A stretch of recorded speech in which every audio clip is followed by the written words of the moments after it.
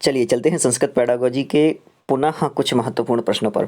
और आप लोग कह रहे हैं कि थोड़ा सा और ज़्यादा समझाया करें वीडियो में, क्योंकि इसलिए बहुत कम समझाता हूं क्योंकि आपका टाइम ज़्यादा ना लूं। और इसके पहले जितने वीडियो हैं उनमें इस मैटर को बहुत सारा बता चुका हूं मैं, बहुत बड़े वीडियो थे। तो फिर आप लोग बोलते थे कि सर सीधा सीधा आप लोग बताएं।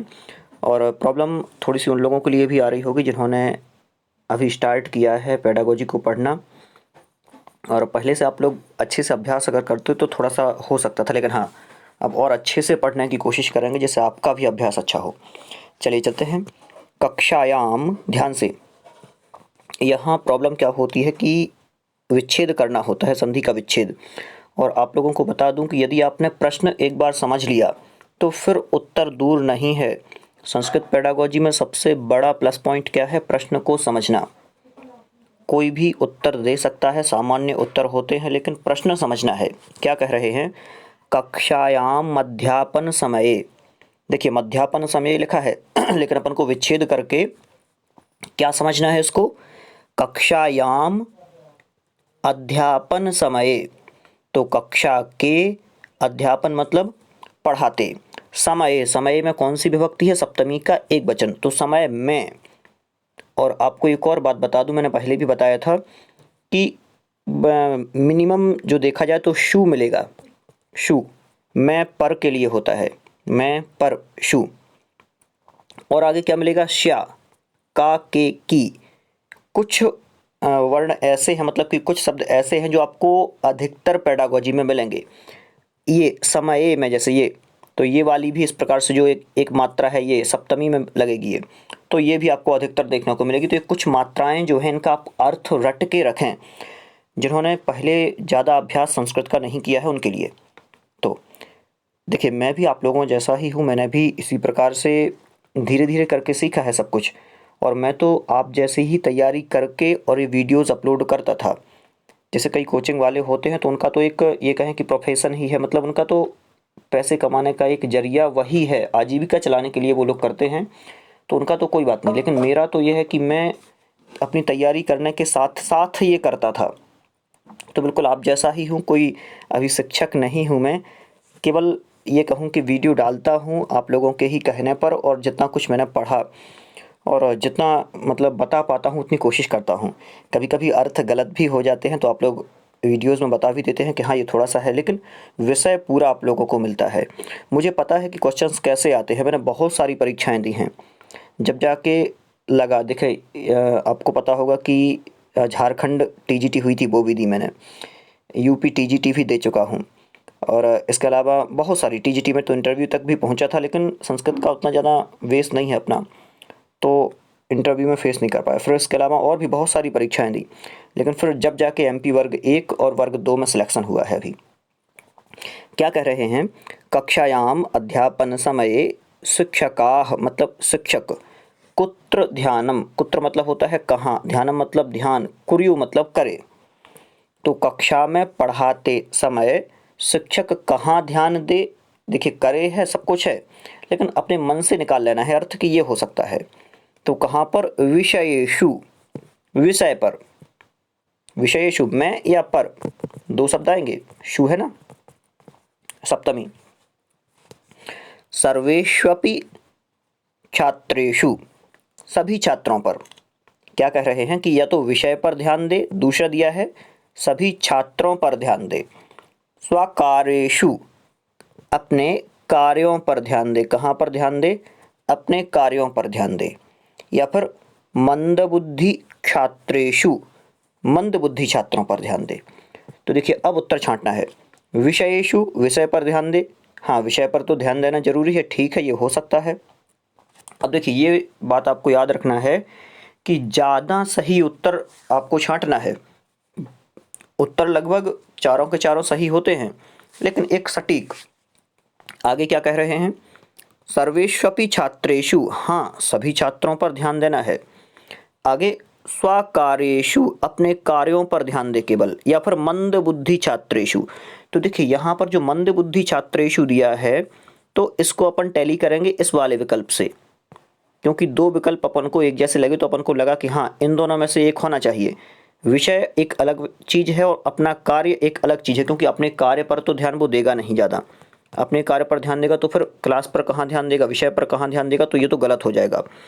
अब बच्चा विषय, तो विषय अपन ने इसलिए इग्नोर किया क्योंकि सभी छात्र दिया है और एक मंदबुद्धि छात्र दिया है, तो केवल मंदबुद्धि छात्रों पर तो वो ध्यान देगा नहीं, तो इसमें से उत्तर ये है ठीक। इन दोनों में से माना अपन ने इसको ठीक। तो विषय और सभी छात्र, तो यदि विषय पर केवल ध्यान देता रहेगा तो सभी छात्रों पर ध्यान नहीं दे पाएगा, तो ज़्यादा सटीक मानेंगे अपन इसको। दूसरे नंबर वाला जो सभी छात्र हैं, सर्वेष्वपि छात्रेषु, सभी छात्रों पर ध्यान देगा वो, मंदबुद्धि छात्रों पर केवल नहीं देगा, केवल विषयों पर नहीं देगा और अपने कार्यों पर भी नहीं देगा। कहाँ देगा? सभी छात्रों पर ध्यान। और जब सभी छात्रों पर ध्यान देगा तब उसका जो विषय का प्रस्तुतिकरण है वो अच्छा हो पाएगा। तो सही क्या रहेगा? दूसरे नंबर वाला रहेगा सही। चलिए अगला दिया है, कठिनम दुर्बोधम च विषयम कथम पाठयेत। देखिए क्या कह रहे हैं कि विषय कैसा है? कठिन है। दूसरा कैसा है? दुर्बोध भी है, मतलब कि समझ में नहीं आ रहा है। कठिन भी है, दुर्बोध भी है, बोध में नहीं आ रहा। चा शब्द इसलिए दिया है क्योंकि समास विग्रह किया, कठिनम च दुर्बोधम च, इस प्रकार से करेंगे। चा शब्द यहाँ और के लिए भी दिया होता है, सीधा ऐसा समझिए आप, और के लिए, तो और यहाँ बीच में आ जाता है ये। कठिनम दुर्बोधम च, कठिन और दुर्बोध, विषयम विषय, कथम किस प्रकार या कैसे, पाठयेत पढ़ाएं। तो जो विषय कठिन है, दुर्बोध है, जो समझ में नहीं आ रहा है, उसको किस प्रकार पढ़ाएं। ऑप्शन पहला है खंडशः, खंडशः करके मतलब कि अलग अलग करके, विषय को बांट करके पढ़ाएं। मध्ये अवकाशानुगुणम, मध्य मतलब होता है बीच में, अवकाशानुगुणम, अवकाश मतलब होता है रुकना, अवकाश देना, अनुगुणम मतलब करके, तो बीच में रुक रुक करके पढ़ाएं, मतलब समझा समझा करके। कठिन और दुर्बोध विषय है तो यथा इच्छन्ति, यथा छात्राः इच्छन्ति, जिस प्रकार छात्र चाह रहे हैं वैसा पढ़ाएं। पश्चात चौथा दिया है, पश्चात यदा कदापि, उसके बाद कैसा भी पढ़ाएं, यदा कदापि, कभी भी कैसा भी, पश्चात बाद में। शब्दों का अर्थ देख लेते हैं क्या कहा है। पश्चात मतलब होता है बाद, यदा मतलब जब, कदापि मतलब कभी भी, तो ये तो बिल्कुल सही गलत हो जाएगा। यथा छात्राः इच्छन्ति, जिस प्रकार से छात्र कह रहे हैं वैसा भी नहीं पढ़ाना है। मध्ये अवकाशानुगुणम, बिल्कुल ठीक है, ये ठीक रहेगा, मतलब रुक रुक करके, अवकाश दे करके बच्चों को समझा समझा करके पढ़ाना, ये ठीक रहेगा। खंडशः करके नहीं पढ़ाना है, विषय छूटेगा, अलग अलग करके पढ़ाएंगे कि एक आज थोड़ा सा पढ़ा दिया फिर कल पढ़ा दिया, तो वो फिर ठीक नहीं रहेगा। लेकिन ये ठीक है, बीच बीच में रुक रुक करके आराम से पूरा पाठ पढ़ाएंगे तो बच्चों को अच्छे से समझ में आएगा, तो दूसरे नंबर वाला रहेगा सही। आगे चलते हैं, अध्यापन में एकम उत्तमम कार्यम या फिर कर्मम, यतो ही, देखिए यहाँ पर कार्य भी कर सकते हैं और कर्म भी कर सकते हैं, दोनों चीज़ें, तो कार्यम होगा, कार्यम कर्म, ठीक है। क्या कह रहे हैं, अध्यापन में एकम, अब यहाँ भी आपको विच्छेद करके देखना है, अध्यापन क्या निकलेगा, एकम, अध्यापन ये अलग हो गया, एकम ये अलग हो गया, अध्यापन एकम, उत्तमम कर्मम, उत्तम कर्म, यतो ही मतलब होता है क्योंकि, ये इस शब्द का भी अर्थ आप लिख लें। देखिए मैं बोलता जा रहा हूँ, आप इन छोटे छोटे से शब्दों का अर्थ लिख लें क्योंकि ये आगे बहुत ज़्यादा काम आएंगे और रिपीट ज़्यादा है। यतो ही, क्योंकि एक छात्र तो ऐसा है जिसने मेरे ये नोट किए हुए, मतलब मेरे ये पढ़ाए हुए लगभग 800 क्वेश्चंस लिख लिए हैं उसने। अभी मुझे इंस्टाग्राम पर उसने बताया था कि सर मैंने 800 क्वेश्चंस लिख लिए हैं, और अब जो आई आपकी सीरीज चल रही है इसमें मुझे मुश्किल से 4 या 5 क्वेश्चन ऐसे मिलते हैं, 3 क्वेश्चन 4 क्वेश्चन जो रिपीट नहीं है, और अधिकतर क्वेश्चन रिपीट हैं। और अभी जो प्रतियोगी परीक्षाएं होंगी उनमें भी आप लोग देखना बिल्कुल ऐसा ही होगा, बहुत ज़्यादा रिपीटेशन है। आप लोगों के पास पुराने पेपर हों या फिर बहुत सारी पुस्तकें भी आ रही हैं जो पुराने पेपर्स छापती हैं, उनमें भी वैसा ही है। क्या कह रहे हैं, अध्यापन में एकम उत्तमम कार्यम यतो ही, अध्यापन एक उत्तम कार्य है क्योंकि प्रभृतम वेतनम लभ्यते, प्रचुर मात्रा में, प्रभृतम मतलब होता है प्रचुर, बहुत सारा, प्रचुर मात्रा में वेतन प्राप्त होता है। या फिर पाठनेन आनंदो भवति, पढ़ाने में आनंद प्राप्त होता है। या फिर गृहाद दूरम नोपेक्षते, घर से दूर ना हो तो ठीक है पढ़ाना। या फिर अति सम्मानम प्राप्यते, क्योंकि वहाँ पर बहुत ज़्यादा सम्मान मिलता है तो भी उत्तम कार्य है। तो क्या होगा ज़्यादा सही? बहुत ज़्यादा सम्मान प्राप्त होने के लिए आप पढ़ाएंगे तो ये तो ठीक नहीं रहेगा। घर से दूर की अपेक्षा कर रहे हैं, ये भी ठीक नहीं है। आगे मतलब कि अच्छा काम आपको इसलिए लग रहा है कि आपको घर से दूर नहीं जाना पड़ता, तो ये भी गलत है, पास में ही पढ़ा देते हैं। आगे प्रभृतम वेतनम लभ्यते, आपको प्रचुर मात्रा में वेतन मिलेगा, इसलिए ये भी गलत रहेगा। तो सही क्या रहेगा? पाठनेन आनंदो भवति, पढ़ाने से आनंद की प्राप्ति होती है, इसलिए आप पढ़ाते हैं। ऐसा नहीं है कि वेतन के लिए ही पढ़ा रहे हों। हाँ, वैसे पढ़ा सकते हैं अपन लोग, सोचें मन में अपन भर्ती परीक्षा की तैयारी कर रहे हैं तो वेतन के लिए ही पढ़ा रहे हैं, लेकिन यहाँ जो क्वेश्चन का आंसर है वो सोचना है, वरना सब कुछ गड़बड़ हो जाएगा और आप लोग लगा दें कि हाँ मैं तो सही बोलूँगा, और आप अपने मन से, आप अध्यापक हैं और आपने यहाँ पर लगा दिया कि प्रभृतम वेतनम लभ्यते, बहुत ज़्यादा वेतन मिलेगा, 50-60 हज़ार 70 हज़ार रुपये तक मिलता है, तो इसलिए मैं तो क्या कर रहा हूँ, ये उत्तम कार्य है। कई लोग ऐसा कर देते हैं तो ये तो बिल्कुल से गलत हो जाएगा। तो सही क्या रहेगा? जो पाठनेन आनंद हो, तो झूठ बोल के भी कई उत्तर लगाने हैं आपको, वरना सब कुछ गड़बड़ हो जाएगा। आगे विषयम बोधयितुम शिक्षकः किं कुर्यात्। हाँ, अब फिर से विषयम बोधयितुम शिक्षकः किं कुर्यात्, मतलब कि विषय का बोध के लिए, बोधयितुम बोध कराने के लिए, शिक्षकः किं कुर्यात् शिक्षक क्या करे, मतलब कि बच्चों को विषय अच्छे से समझ में आए, इसके लिए बच्चे क्या करें, शिक्षक क्या करे, बच्चे नहीं, शिक्षकः दिया है, शिक्षकः किं कुर्यात् क्या करे। देखिए पहला दृष्टांतादिकम, दृष्टांतादिकम, तांता नहीं है, दृष्टांत लिखा क्या है पहले देखने के बाद, दृष्टांतादिकम, यहाँ पर एक एक्स्ट्रा दिया हुआ है, कोई दिक्कत नहीं। दृष्टांतादिकम उपस्थापयेत, मतलब कि दृष्टांत आदि को उपस्थित करके विषय को पढ़ाए। जैसे कुछ बताया तो उसके बारे में एक दृष्टांत भी दे दिया कि चले हाँ ऐसा कर सकते हैं अपन, ये कार्य ऐसा हुआ था उसके साथ तो ऐसा कर सकते, तो बच्चों को एक रुचि जागृत होगी और याद भी हो जाएगा विषय के, हाँ ये तो पहला।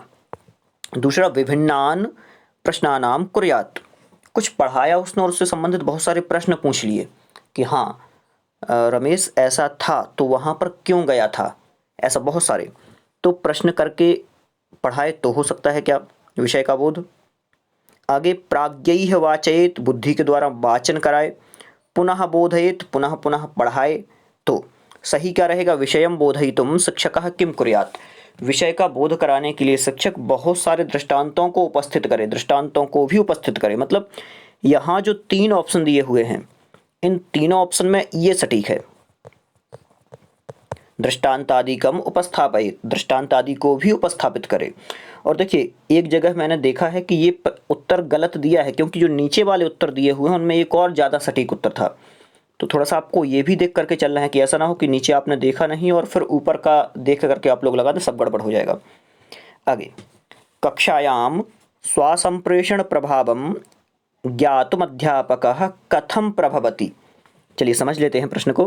कक्षायाम, कक्षा में, स्व मतलब होता है अपना, संप्रेषण प्रभावम, देखिए संप्रेषण प्रभाव क्या होता है? संप्रेषण मतलब कि अपनी बात दूसरे तक पहुंचाना, तो अपनी बात दूसरे तक पहुंचाने वाली बात की गई है। तो इस प्रभाव को कि हाँ बच्चों के पास हमारी बात पहुंच रही है कि नहीं पहुंच रही, ज्ञातुम जानने के लिए, देखिए ज्ञातुम लिखा हुआ है और ये मध्यापक मतलब अध्यापक, तो ज्ञातुम मतलब जानने के लिए, अध्यापक मतलब अध्यापक, कथम प्रभवति किस प्रकार से प्रभावित होता है, किस प्रकार से क्या करता है, ये आपको बताना है।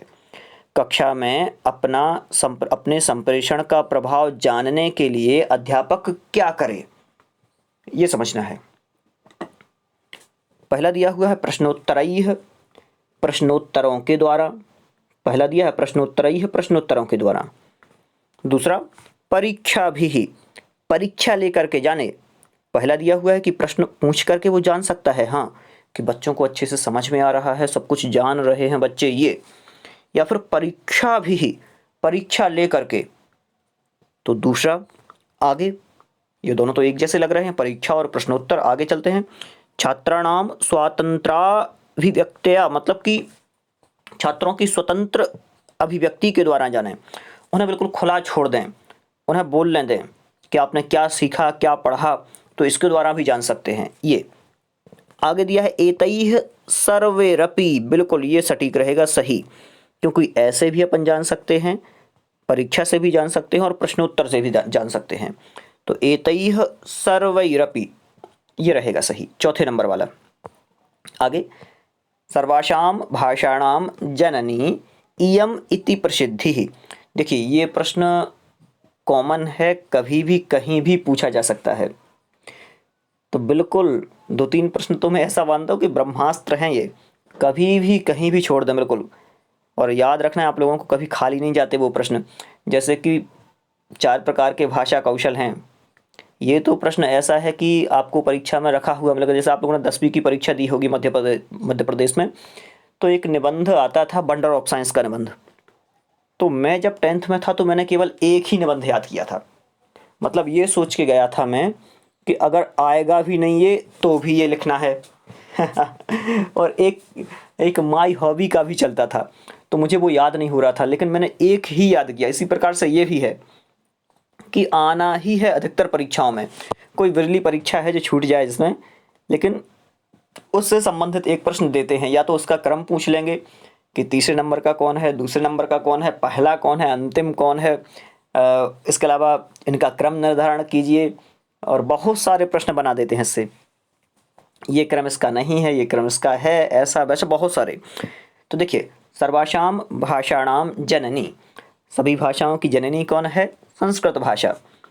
बिल्कुल आसान है, क्योंकि संस्कृत भाषा से सभी भाषाओं की उत्पत्ति हुई है।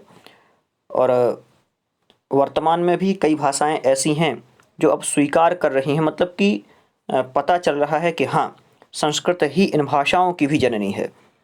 तो संस्कृत भाषा सर्वश्रेष्ठ भाषा है।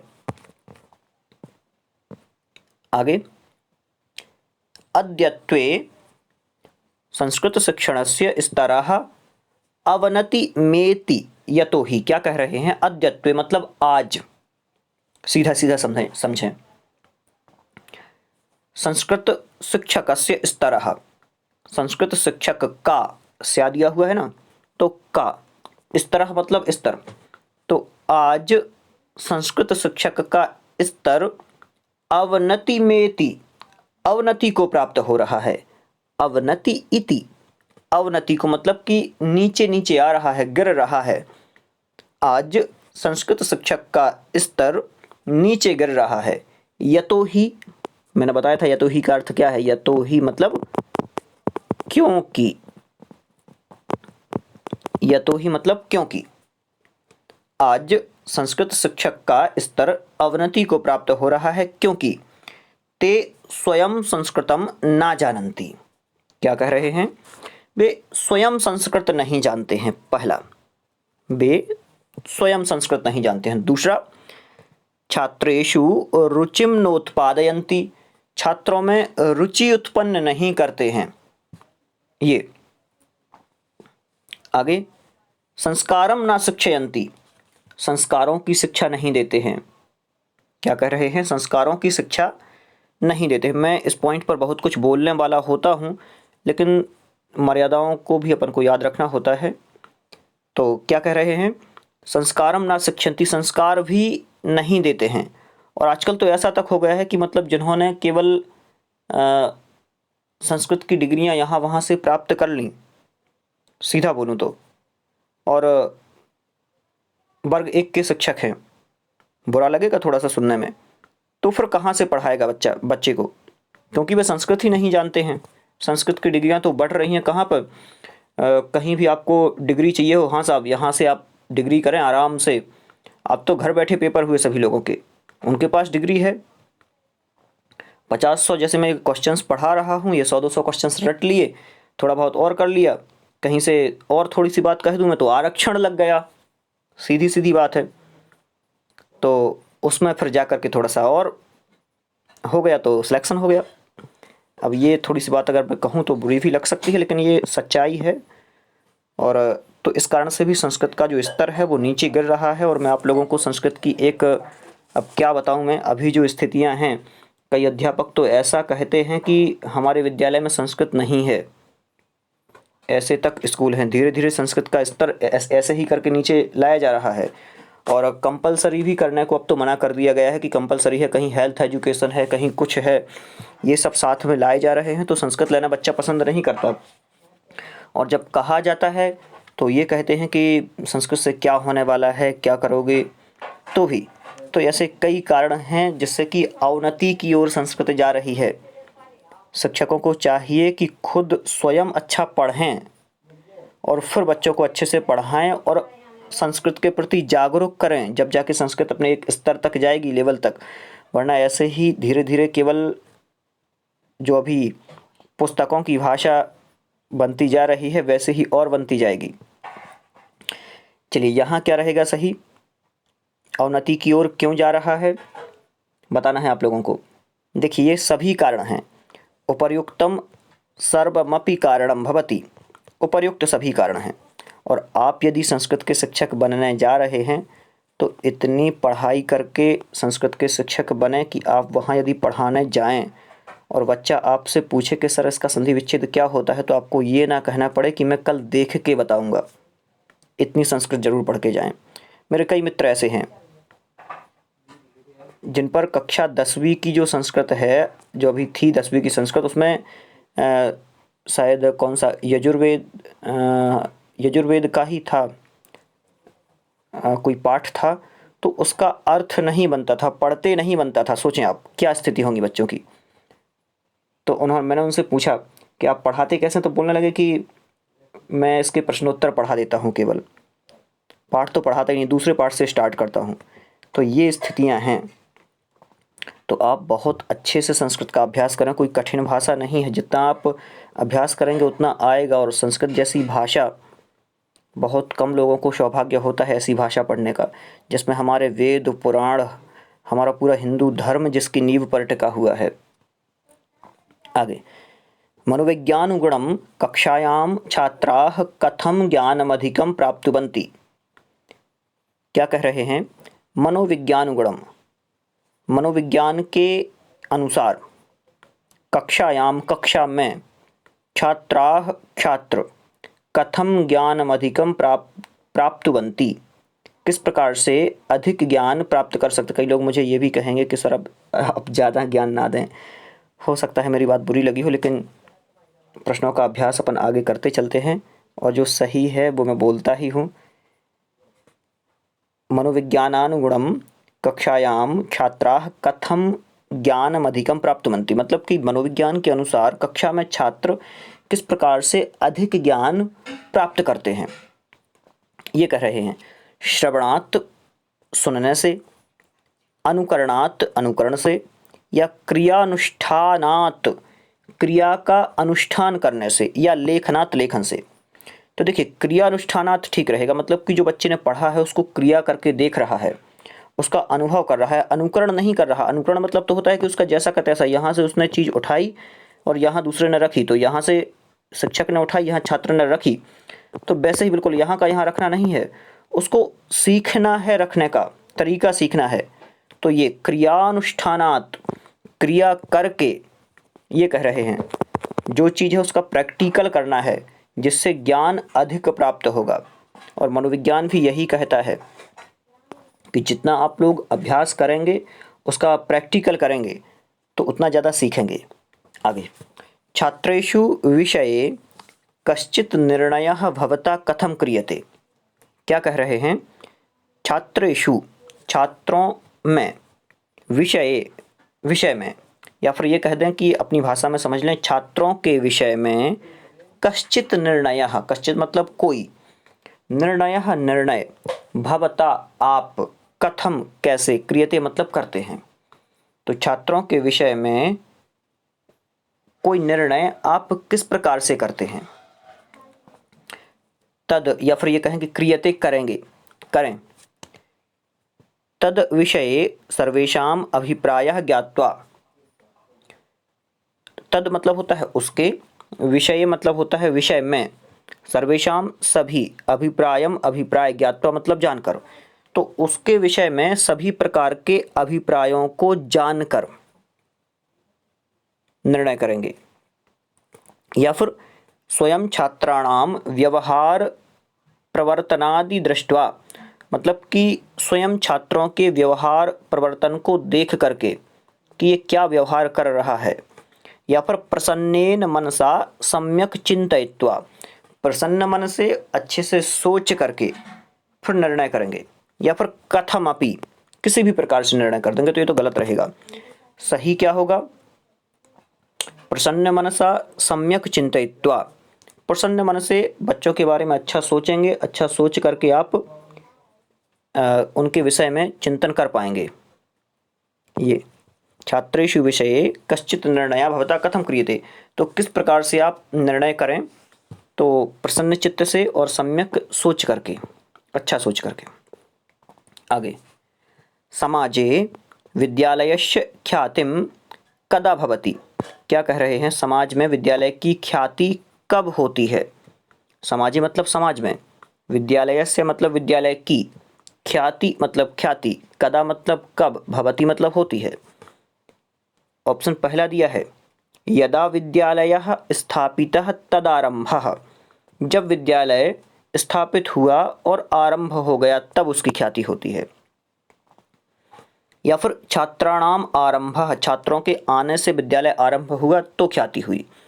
या फिर सुदृढ़ प्रशासनानुभव द्वारा, सुदृढ़ प्रशासन के अनुभव के द्वारा।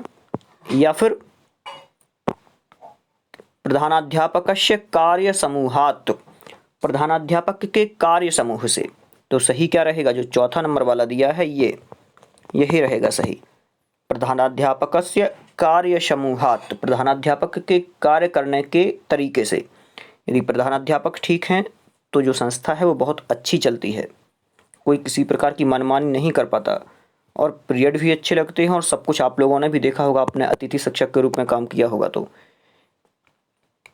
आगे, समाजं परितः व्याप्तस्य भ्रष्टाचारस्य निरोधे कः उपायः, क्या कह रहे हैं? समाजं परितः, समाजम मतलब समाज के, परितः मतलब चारों ओर, तो समाज के चारों ओर, व्याप्तस्य मतलब फैले हुए, व्याप्त मतलब होता है फैले हुए, तो समाज के चारों ओर फैले हुए भ्रष्टाचारस्य, भ्रष्टाचार का, निरोधे, निरोधे मतलब रोकने के लिए, कः उत्तमः उपायः, उत्तम उपाय क्या है? समाज में बहुत ज़्यादा भ्रष्टाचार है और उस भ्रष्टाचार को रोकने के लिए आप क्या उपाय करेंगे कि भ्रष्टाचार रुके? पहला, ये भ्रष्टाचाराः दंडनम, ये मतलब जो, भ्रष्टाचाराः मतलब भ्रष्टाचार कर रहे हैं, दंडनम मतलब दंड, तो जो भ्रष्टाचार करते हैं उनको दंड देंगे, पहला। या दूसरा, उत्तम शिक्षणस्य व्यवस्थापनम, उत्तम शिक्षण की व्यवस्था करेंगे, दूसरा। या फिर जनानाम उपदेशनम, लोगों को उपदेश देंगे, तीसरा। या फिर सांविधानिक व्यवस्थायाः प्रकल्पनम, सांविधानिक व्यवस्था जो है उसको बनाएंगे, ये संवैधानिक व्यवस्था बनाएंगे। तो क्या रहेगा सही? यदि समाज जो है, समाज में भ्रष्टाचार व्याप्त है तो उसको रोकने के लिए एक सामान्य सा उपाय आप लोगों से पूछा है, आप लोग किस प्रकार का उपाय करेंगे? सही क्या रहेगा? शिक्षण की बात चल रही है तो उत्तम शिक्षणस्य व्यवस्थापनम, उत्तम शिक्षण की व्यवस्था करेंगे। जब समाज शिक्षित होगा तो भ्रष्टाचार अपने आप कम हो जाएगा, ये रहेगा सही। चलिए आगे चलते हैं। व्याकरणस्य अध्यापनम भवेत्, क्या कह रहे हैं? व्याकरणस्य, व्याकरण का, अध्यापनम मतलब अध्यापन, भवेत् मतलब हो, तो व्याकरण का अध्यापन हो प्रशिक्षणेन अभ्यासेन च, प्रशिक्षण दे करके और अभ्यास दे करके, प्रशिक्षण के द्वारा, अभ्यास के द्वारा। संदर्भ सहितम, संदर्भ सहित हो व्याकरण का अभ्यास, बिल्कुल। स्वतंत्रतया, तीसरा, स्वतंत्रता मतलब स्वतंत्र हो, तो स्वतंत्र तो नहीं होना चाहिए। नियमानाम रटनम द्वारा, तो नियमों के रटन के द्वारा भी ना हो, प्रशिक्षण और अभ्यास के द्वारा हो सकता है, और संदर्भ सहित हो सकता है।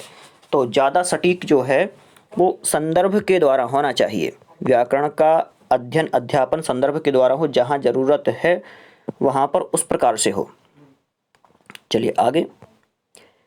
अध्यापिका द्वितीय कक्षायाः छात्रेभ्यः, ध्यान से बड़े क्वेश्चनों को आराम से पढ़ना है। बड़े क्वेश्चन होते बहुत आसान है, बिल्कुल आसान होते हैं, आपको डरना नहीं है, बिल्कुल से आसान प्रश्न है। क्या कह रहे हैं? अध्यापिका द्वितीय कक्षायाः छात्रेभ्यः भावभंगिमाभिः तथा सुखाभिव्यक्ति द्वारा कथां श्रावयति। क्या कह रहे हैं? अध्यापिका मतलब अध्यापिका द्वितीय कक्षायाः छात्रेभ्यः, दूसरी कक्षा के छात्रों को, भावभंगिमा के साथ मतलब अरे कैसे, ऐसा मतलब कि अपने मुंह से भी बता करके, जैसा कहानी में वर्णन है वैसा करके, तथा सुखाभिव्यक्ति द्वारा, और आराम से बिल्कुल सुखाभिव्यक्ति जैसा वहाँ पर दिखाया जा रहा है वैसा चित्रण करके, कथाम श्रावयति, कथा सुनाती है, जैसा कथा में हो रहा है वैसा सुनाती है। शेर यदि गर्जन कर रहा है शेर, तो शेर की गर्जना करके भी सुनाएगी वो, और यदि कुछ भी मतलब जो वहाँ पर हो रहा है तो वैसा वैसा करके वो बताएगी। तो ये अनंतरम च ताम कथाम स्वमातृभाषायाः वक्तुम तान निर्दिशति। देखिए पहले कथा वो सुनाएगी, फिर अनंतरम, अनंतरम होता है बाद में, च और, ताम उसको, कथाम कथा को, स्वमातृभाषायाः अपनी मातृभाषा में, वक्तुम बोलने के लिए, तान मतलब उनको, निर्दिशति मतलब निर्देशित करेगी। तो पहले तो दूसरी क्लास की कक्षा के छात्रों को वो भाव भंगिमा के साथ अच्छे से एक्टिंग करके और कहानी सुनाएगी, और फिर जो बच्चे बैठे हुए हैं उनसे उस कहानी को अपनी भाषा में बोलने के लिए कहेगी। एवं सा मूल्यांकनम करोति, तो एवं मतलब इस प्रकार से लेंगे यहाँ, सा मतलब वह, मूल्यांकनम करोति मूल्यांकन करती है, तो इस प्रकार से वह कैसा मूल्यांकन करती है ये पूछ रहे हैं। सही क्या रहेगा बताना है आप लोगों को, किस चीज़ का मूल्यांकन कर रही है? लेखन कौशलस्य, लेखन कौशल का, चिंतन कौशलस्य, चिंतन कौशल का, श्रवण कौशलस्य, श्रवण कौशल का, या पठन कौशलस्य, पठन कौशल का। क्या रहेगा सही? तो जो तीसरे नंबर पर दिया हुआ है, श्रवण कौशल का विकास करने की कोशिश कर रही है। बच्चे अच्छे से उस कहानी को सुने और सुन करके और फिर उसको अपनी भाषा में पुनः बताएं, इससे श्रवण कौशल का विकास होगा। कहीं कहीं चिंतन कौशल का विकास भी देखने में आया है कि इससे बच्चों की चिंतन शक्ति का विकास होगा, लेकिन कक्षा दूसरी है, द्वितीय कक्षा में श्रवण कौशल का विकास इससे अधिक होगा, क्योंकि जो भाव भंगिमा के साथ और सुखाभिव्यक्ति के साथ वो कहानी सुना रही है, कहानी की बात है ना, कहानी सुना रही है, तो इसमें फिर श्रवण कौशल के लिए अपन ले लेंगे। और जो आंसर की थी, मैंने आंसर की में भी देखा कि वहाँ पर तीसरे नंबर वाला उत्तर दिया हुआ है, तो फिर इसको अपन ने सही माना है। आगे, प्रत्येक भाषायाः विशिष्ट ध्वनयः, विशिष्ट संरचना, विशिष्ट शब्दावली च भवन्ति। क्या कह रहे हैं कि प्रत्येक भाषा की विशिष्ट संरचना होती है और विशिष्ट शब्दावली होती है। तो भाषायाः एवं विध वैशिष्ट्यम, एवं मतलब इस प्रकार से माने, विध मतलब प्रकार का, वैशिष्ट्य मतलब वैशिष्ट्य, सूचयति सूचित करती है, यत भाषा वर्तते वह भाषा कहलाती है। मतलब कि प्रत्येक भाषा विशिष्ट ध्वनियों और विशिष्ट संरचनाओं और विशिष्ट शब्दावली से सहित होती हैं। तो भाषाएं इस प्रकार के वैशिष्ट्य को सूचित करती हैं। तो यह भाषा है, कैसी है? वर्ग विशिष्टा, पहला ऑप्शन है, वर्ग विशिष्ट भाषा है। दूसरा, अव्यवस्थित भाषा है, या फिर कौशलस्य विषयः, कौशल का विषय है, या एक व्यवस्था है ये। तो क्या रहेगा सही कि एक तो भाषा जो है विशिष्ट ध्वनि, विशिष्ट संरचना, विशिष्ट शब्दावली, तो ये सारी की सारी एक व्यवस्था के अंतर्गत आती है, एक भाषा की ये व्यवस्था है, ये रहेगा सही। आगे चलते हैं, आज थोड़े से प्रश्न भी ज़्यादा हैं। दिया हुआ है। देखिए ये पूरा प्रश्न है, रेड कलर से नहीं हो पाया है। मैंने सोचा होगा जब रेड कलर कर रहा होगा लैपटॉप पर तो थोड़ा सा मिस्टेक हो गया होगा, क्योंकि मुझे ही बनाने पड़ते हैं तो थोड़ा सा टाइम भी लग जाता है। ये पूरा क्वेश्चन है, देख लेते हैं। शिक्षकाभिभावक मेलन समये शिक्षकः अभिभावक सम्मुखे एकः स्यूतं दर्शयति, यस्मिन् छात्रेण कृतानां चित्रांकन लेखन प्रतिदर्शं निबंधं कथादीनां संग्रह अस्ति, सः स्यूतः उच्यते। प्रश्न बिल्कुल आसान है। क्या कह रहे हैं? शिक्षकाभिभावक मेलन समय, शिक्षक और अभिभावक के मिलने के समय में, जब शिक्षक और अभिभावक मिलते हैं, बच्चों के माता पिता शिक्षक से मिलते हैं, तो उस टाइम पर शिक्षकाः शिक्षक, अभिभावक सम्मुखे जो अभिभावक हैं, बच्चों के माता पिता हैं, सम्मुखे उनके सामने, एकः स्यूतं दर्शयति एक पर्स देता है। स्यूत मतलब पर्स को बोलते हैं। तो एकः स्यूतं दर्शयति एक कुछ दिखाता है, रखने की चीज। दर्शयति मतलब दिखाता। यस्मिन् जिसमें छात्रेण कृतानाम छात्रों के द्वारा किया गया, चित्रांकन चित्र, लेख प्रतिदर्श निबंध कथादीनाम संग्रह निबंध कथा आदि का संग्रह अस्ति मतलब है।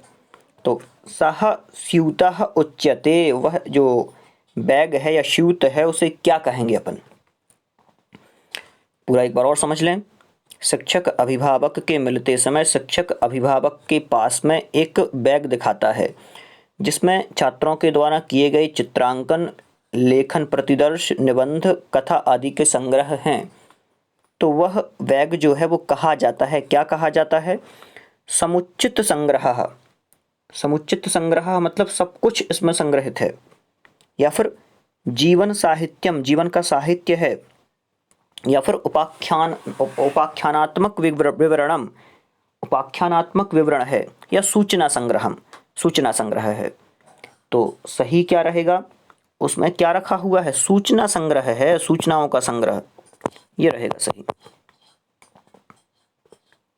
थोड़ा सा जल्दी कर लेते हैं, बहुत टाइम हो चुका है आप लोगों का भी। आगे, मुद्रित सामग्रीम वातावरणस्य निर्माणे अधोलिखितेषु कस्य महत्वं न्यूनतमस्ति। देखिए, मुद्रित सामग्रीम वातावरणस्य निर्माणे, मुद्रित सामग्री के वातावरण का निर्माण करने पर, अधोलिखितेषु नीचे दिए गए में, कस्य महत्वम न्यूनम किसका महत्व न्यून है मतलब कम है, बताना है आप लोगों को। देखिए, मुद्रित सामग्री, ध्यान से एक एक चीज, मुद्रित मतलब होता है कि लिखी हुई सामग्री का, मुद्रित सामग्रीम वातावरणस्य निर्माणे मतलब कि मुद्रित सामग्री के वातावरण का निर्माण कर रहे हैं जहाँ पर केवल लिखी लिखाई सामग्रियाँ रहें और कुछ ना हो। तो नीचे दिए गए में फिर वहाँ किसका महत्व न्यून रहेगा? केवल लिखी लिखाई सामग्री रख रहे हैं। दूरदर्शन चालनम, क्या दूरदर्शन चालन का फिर वहाँ महत्व रहेगा? नहीं रहेगा। कक्षायाम प्रदर्शनम, हाँ ये रहेगा, प्रदर्शन के लिए अपन रखें मुद्रित सामग्रियाँ। वातावरणे उपस्थापनम, ये भी ठीक है। ग्रंथालय संग्रह, ये भी ठीक है। तो क्या रहेगा? इसका महत्व थोड़ा सा न्यून है मुद्रित वातावरण का निर्माण करने के लिए, क्योंकि ये तो दूरदर्शन चालन है, दूरदर्शन अपन चला रहे हैं, तो उसमें फिर ये नहीं आएगा, ये कम महत्व रहेगा इसका थोड़ा सा, ये रहेगा सही। और आज के इस वीडियो का अंतिम प्रश्न है, ये ध्यान से पढ़ना है। यदा पाठे तर्क संग्रह क्रमः विचाराणां सुव्यवस्थित नियोजनं दृश्यते तदा उच्यते तस्मिन् पाठे अस्ति। क्या कह रहे हैं? थोड़ा सा प्रश्न भी अटपटा लग रहा है लेकिन समझना है। यदा पाठे, एक एक शब्द का अर्थ देख लेते हैं। यदा पाठे, यदा मतलब जब, पाठे मतलब पाठ में, तर्क संग्रह क्रमः विचाराणाम, तर्क संग्रह क्रम के विचारों को, सुव्यवस्थित नियोजनम दृश्यते, या फिर विचारों का सुव्यवस्थित क्रम नियोजित दिखता है। तदा उच्यते, तब उच्यते मतलब कहते हैं, तस्मिन् पाठे अस्ति, उस पाठ में है। तो थोड़ा सा अजीब सा अटपटा सा लग रहा है, मतलब एक बार और समझ लेते हैं।